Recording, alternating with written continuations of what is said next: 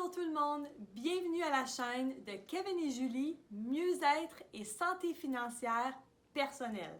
Je vous accueille aujourd'hui et je suis vraiment heureuse de vous avoir avec moi parce qu'on va parler de quelque chose qui me tient beaucoup à cœur, le pouvoir des mots. Donc le pouvoir des mots.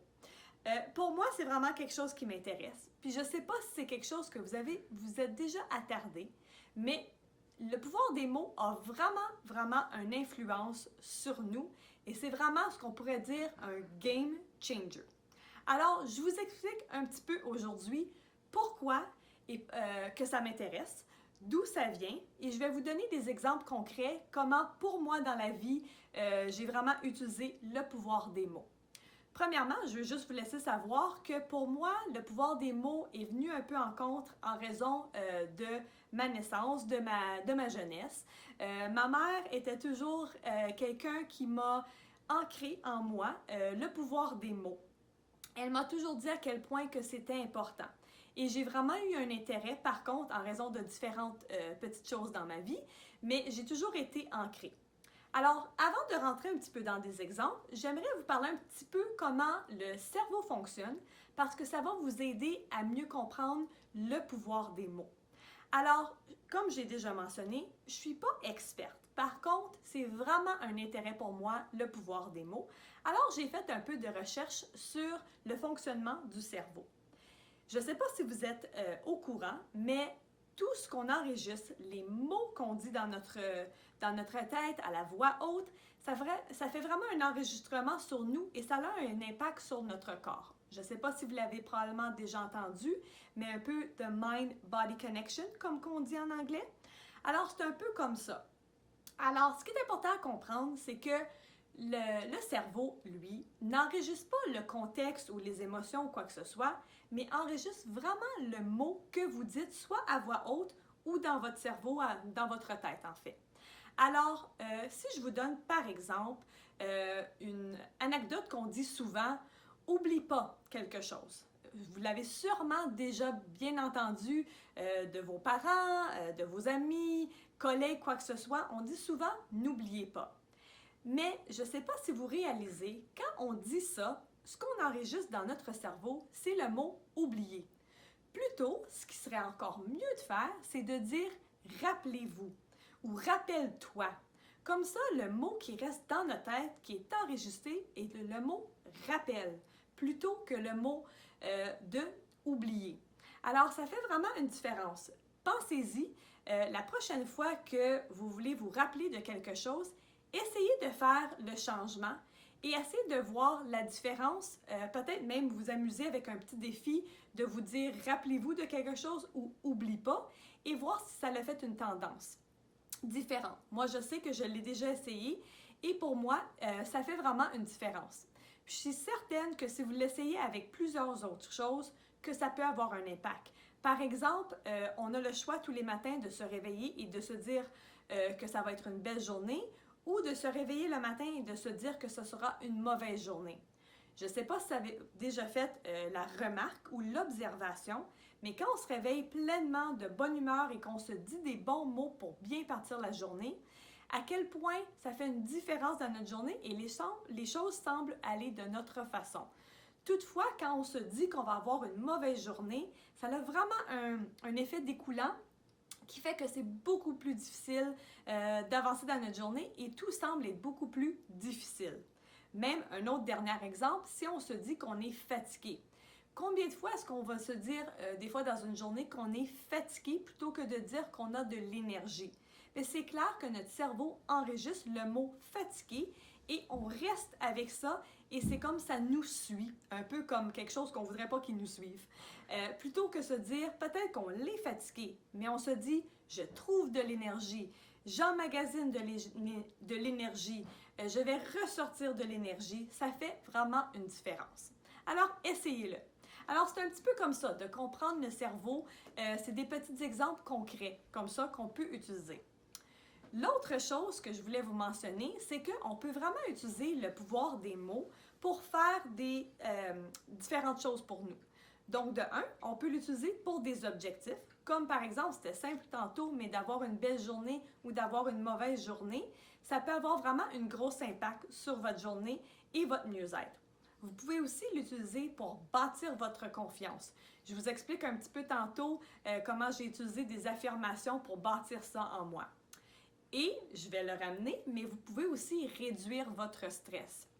C'est fou comment, quand on perçoit et on se dit certains mots, on va avoir tendance à imaginer ou voir la situation d'une certaine façon qui peut soit nous augmenter le stress ou nous le réduire. Alors, une autre façon de réduire le stress. Alors, il y en a plusieurs autres, mais c'était juste quelques-uns que je voulais vous partager. Maintenant, j'aimerais vous donner un exemple concret parce que, comme je vous dis, ça m'intéresse beaucoup le pouvoir des mots et je voulais vous en partager aujourd'hui. Donc, à peu près quelques années passées, une de mes amies m'a demandé de faire une course de 5 km. Je suis une personne qui est active, qui aime aller faire un peu d'entraînement physique. Toutefois, j'ai jamais fait une course de 5 km. J'ai même jamais couru.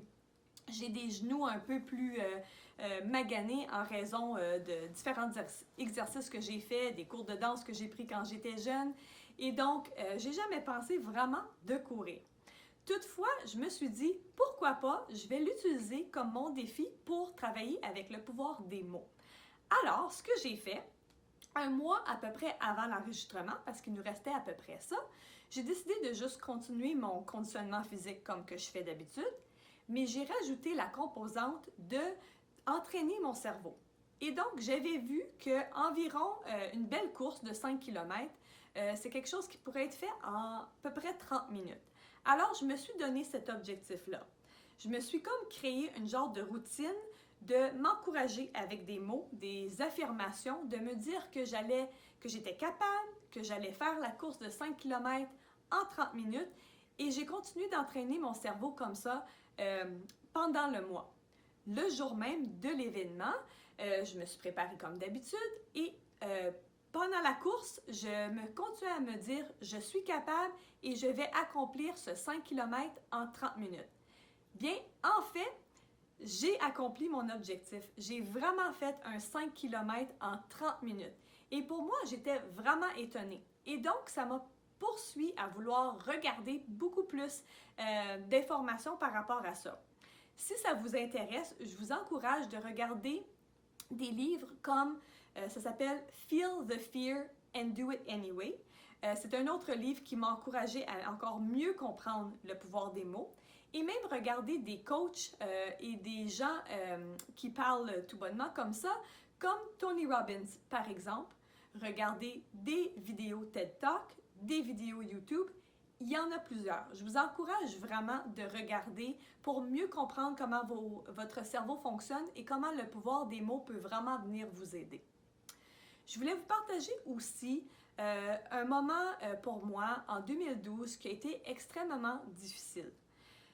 J'ai tombé très malade. J'étais plus capable vraiment de manger quoi que ce soit. J'avais 5 items seulement que j'étais capable de manger. J'avais été tellement stressée. Je suis pas trop certaine qu'est-ce qui s'est passé, mais même les médecins étaient complètement dans l'ombre, ils ne comprenaient pas ce qui se passait avec moi. Alors, j'étais vraiment découragée.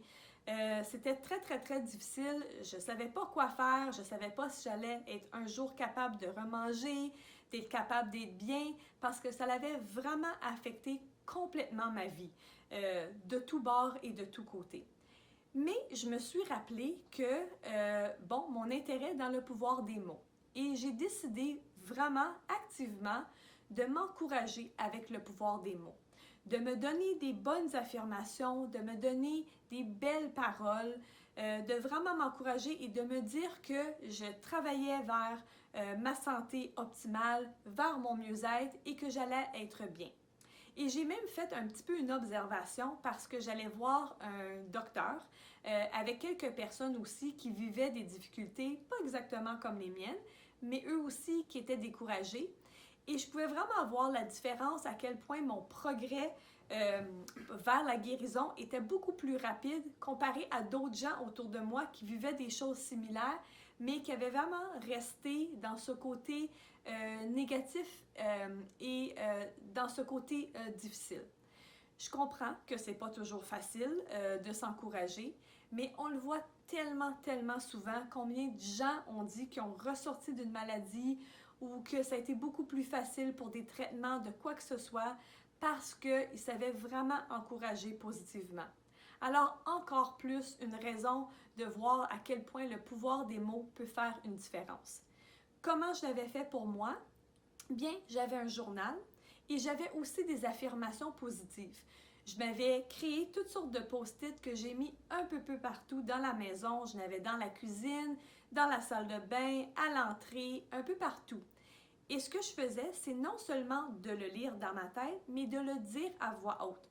Comme ça, vraiment, c'était des choses simples comme « je trouve la guérison »,« je vais bien »,« je suis en forme »,« je peux tout manger »,« mon corps se rétablit »,« mon corps est bien ». Vraiment des belles pensées positives.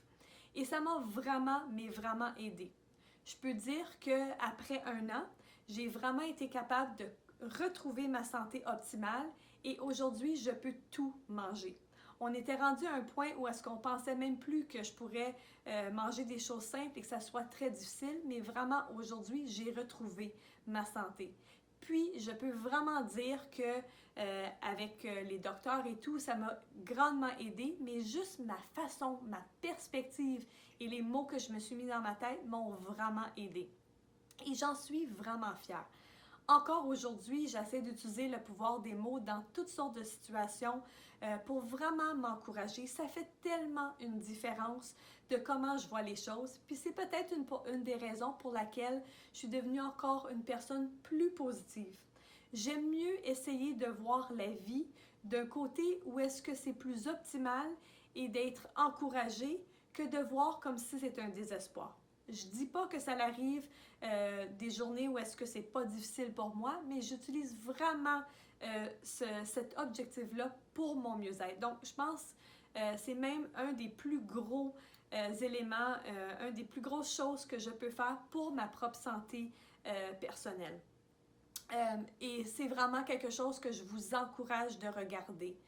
Ça me ferait vraiment plaisir si vous me marquez des commentaires un peu plus bas, si vous avez déjà utilisé le pouvoir des mots, qu'est-ce que vous faites pour entraîner votre cerveau.